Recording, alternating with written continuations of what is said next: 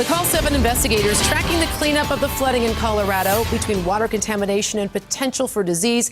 Quick response is critical. Tonight, Call 7 investigator Kelly Raybon examines the trade-off, asking if it's always worth it.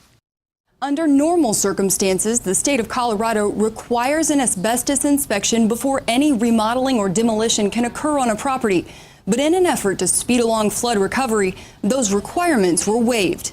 You can't see it, taste it, or smell it.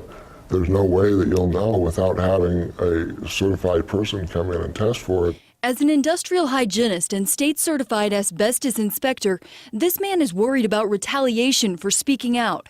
But he's even more concerned that the state's decision to relax its usual asbestos abatement restrictions during the massive flood cleanup may cause more harm than good. And if you don't know if a material has asbestos in it, you have to assume that the material does and treat it as an asbestos-containing material until it can be sampled and proven to not have asbestos in it. But in flood cleanup guidance released earlier this week by the Colorado Department of Public Health and Environment, quote, to enable timely cleanup of flood debris, the department will temporarily not enforce certain regulatory requirements. And when it comes to asbestos contamination, if this is not known, the material may be handled as non-asbestos flood debris and disposed of at a permitted landfill. Just removing the gross material doesn't guarantee that all the asbestos fibers are going to be gone from the structure. So there could still be asbestos in the home even though the materials are taken out?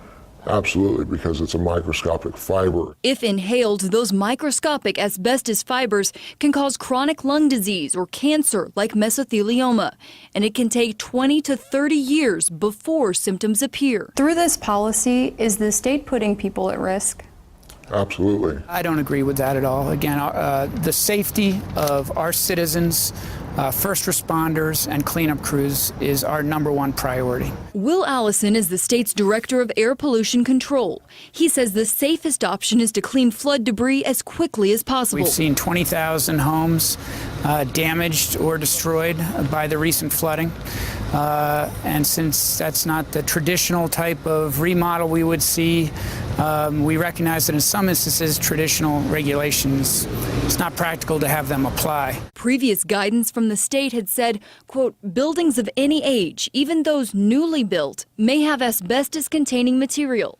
And Allison admits many people may not know if asbestos is in their home. This may be another area where we provide some updated guidance in the near future. This asbestos inspector hopes that guidance comes quickly. Otherwise, he fears people may face the impact of the flooding once again many years down the road. It just takes one fiber to get in there and start working its way through your lung to give you mesothelioma. Obviously, I'm not a medical expert, but I wouldn't want to gamble that with my own children. A spokesperson with EPA tells me that in times of emergency, it allows the state to make temporary adjustments to hazardous material cleanup laws.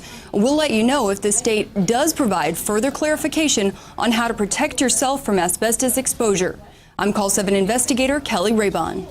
If you have a story idea for Kelly, John, or me, you can give us a call at 303-832-7777 or send an email to call7@thedenverchannel.com or use the Tell Us button on the bottom of the 7 News app.